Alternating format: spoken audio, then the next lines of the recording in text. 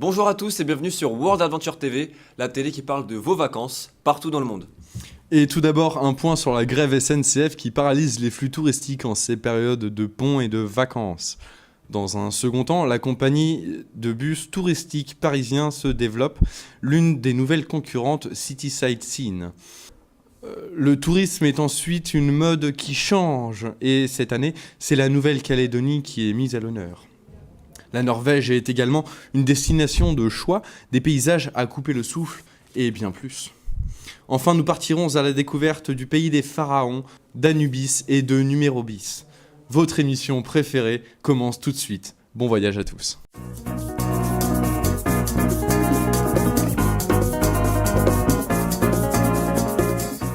Les grèves de la SNCF se poursuivent ce week-end. Les cheminots qui manifestent leur colère jusqu'au 28 juin seront en grève samedi et dimanche. Un mouvement social qui n'est pas sans conséquences pour les touristes qui rentrent de vacances.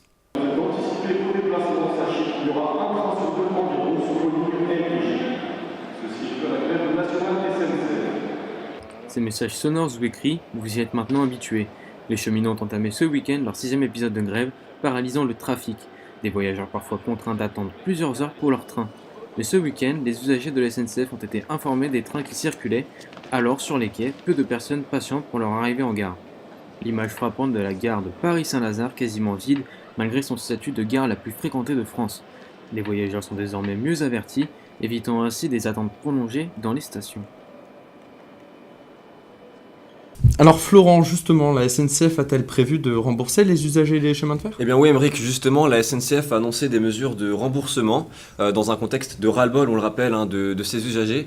Selon France Info, la SNCF devrait annoncer ces mesures commerciales d'ici à ce week-end, des mesures commerciales qui devraient prendre en compte le remboursement partiel des abonnements de ses usagers et qui devraient également concerner les TER. Des grèves qui se poursuivent donc alors que les représentants CGT de la SNCF ont annoncé qu'ils n'allaient pas cesser ce mouvement tant qu'il n'y aurait pas eu de discussion concrète. Vous les voyez partout maintenant à Paris, ils sont verts, orange mais aussi rouges. Les bus de tourisme se développent dans la capitale, c'est notamment le cas de l'entreprise City Sightseeing et leurs bus rouges qui viennent d'arriver dans la capitale française. Paris, ses nombreux monuments, ses touristes, mais surtout ses bus de tourisme. De plus en plus nombreux dans la capitale, ces bus à 2 étages sont devenus incontournables pour les visiteurs de Paris. Un concept simple qui séduit pour faire le tour de la capitale confortablement installé sans rien louper. Montez et descendez du bus comme vous le voulez et reprenez-en un autre dans les minutes ou les heures qui suivent pour bien profiter de notre splendide capitale. Et depuis quelques mois, de nouveaux bus ont fait leur apparition à Paris. Difficile de ne pas les voir, tant le rouge de la compagnie City Sightseeing saute immédiatement aux yeux. Cédric, chauffeur, nous présente l'offre de sa compagnie. On propose un parcours de 2 heures qui dure 25 € pour une journée. Donc si elle l'achète aujourd'hui jusqu'au lendemain, elle peut profiter du tour. Voilà, vous avez tous les monuments les plus importants dans Paris. Oui mais voilà. Au moment de son arrivée dans le marché, la compagnie City Sightseeing a dû faire face à une forte concurrence déjà présente. Big Bus, Open Tour ou encore Fox City se disputent les touristes avec City Sightseeing. Alors, comment se démarquer de la concurrence ? Pour l'instant, on est une nouvelle entreprise. On va dire que on se démarque par le prix. On essaye d'être les moins chers possibles et les plus, on va dire, les plus professionnels possibles. City Sightseeing, ou les bus rouges comme ils sont parfois appelés, ont d'ores et déjà conquis la capitale française et ses nombreux touristes. Alors Florent, pourquoi les bus de tourisme connaissent-ils un tel succès ? Eh bien Émeric, il faut dire que l'offre est très intéressante. Des tickets à un prix relativement abordable de 25 à 35 €, le tout valable 24 heures. Le tour de Paris est effectué en 2 heures et vous propose la visite de tous les principaux monuments de Paris, que ce soit la Tour Eiffel ou encore l'Arc de Triomphe, bien entendu.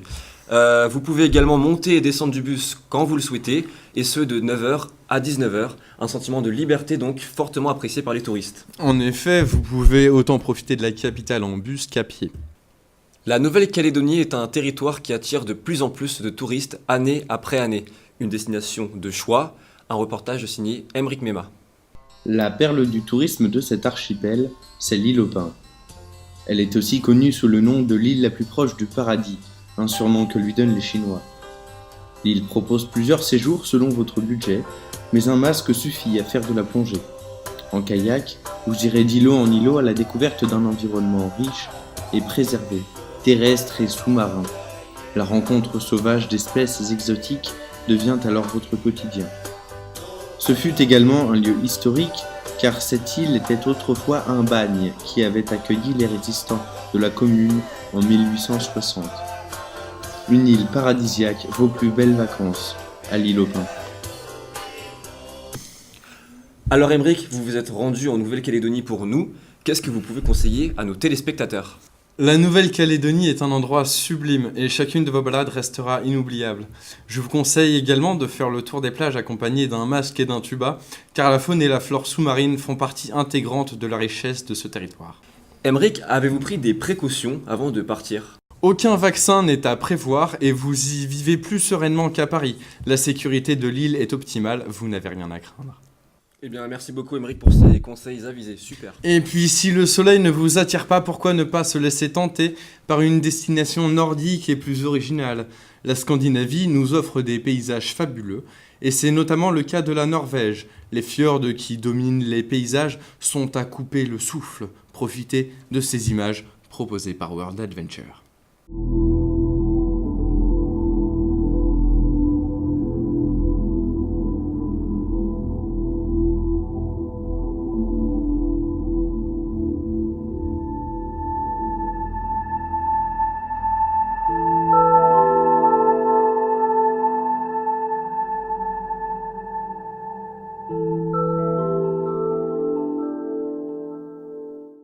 Florent, vous vous êtes rendu en Norvège et vous en êtes tombé amoureux. Est-ce que vous pouvez nous expliquer pourquoi ? Eh bien Emeric, tout d'abord, comme on vient de le voir, la Norvège c'est avant tout des paysages absolument fabuleux. Des fjords au contact des lacs ou encore des rivières, ce qui représente un paysage littéralement à couper le souffle et qui nous régale les yeux. Mais la Norvège c'est également un pays chaleureux pour compenser au climat légèrement froid. Ce que j'entends par chaleureux, c'est qu'en Norvège on se sent tout de suite chez nous. Les personnes vivent avec le sourire du matin au soir et ça c'est agréable. La Norvège est d'ailleurs le deuxième pays le plus heureux au monde selon le World Happiness Report. Donc forcément quand on s'y rend on est également heureux. Si vous voulez passer du bon temps pendant vos vacances au froid, vous aurez chaud dans le cœur en Norvège. Et pour clôturer cette émission, nous partons en Égypte où le tourisme semble éprouver quelques difficultés malgré les vestiges historiques du pays. Un reportage signé World Adventure. Partons à la découverte de l'Égypte, un pays chargé d'histoire et de culture qui se relève d'une période touristique creuse. Les temples sont toujours visités par les touristes qui reviennent alors que les derniers relents du printemps arabe de 2012 s'amenuisent. En effet, certaines compagnies de tourisme résistent grâce à leur formule très attractive, une semaine en bateau sur le Nil, alternée de visites. L'Égypte est également un puits de culture, car les archéologues ont encore un immense travail de fouille et de restauration des pièces abîmées et des couleurs sur les murs. Et maintenant, c'est presque... On a terminé le travail, mais il manque encore c'est le travail des archéologues pour faire les imitations des pièces qu'il est perdues dans la terre. Cette nation est aussi très attachée à son folklore. Certaines fêtes ancestrales, comme celle du temple d'Abou Simbel, ont lieu 2 fois par an. Certains artistes sont venus du bout du monde pour y participer. L'Égypte est un pays très riche et toujours très attaché à son folklore. Cependant, sa situation géopolitique avait fait chuter le tourisme en 2011. Pourquoi, Emeric ? Eh bien, en 2011 avait eu lieu le premier printemps arabe et donc la première véritable situation instable politiquement en Égypte et aussi en Afrique en général. Dans le Maghreb, bien évidemment, c'était assez localisé. Mais du coup, l'Égypte et tous les pays alentours en ont fait les frais et le tourisme a chuté parce que les touristes ne se sont tout simplement plus sentis en sécurité. Mais alors, la situation s'est-elle améliorée ? Alors oui, même si le tourisme a du mal à reprendre du poil de la bête, chaque année, les pourcentages augmentent. Et même si la situation politique reste instable, instable, c'est pas vraiment le mot que j'aimerais employer, reste compliquée et délicate, certains touristes osent encore s'aventurer dans ces terres désertes et sur le Nil. Eh bien, merci beaucoup, Emeric, pour cette superbe intervention sur l'Égypte, un pays magnifique, il est vrai que l'on devrait tous visiter. En effet. Merci beaucoup de nous avoir suivis pour une émission de plus sur World Adventure. Et n'oubliez pas, la vie est faite de découvertes, alors bon voyage à tous.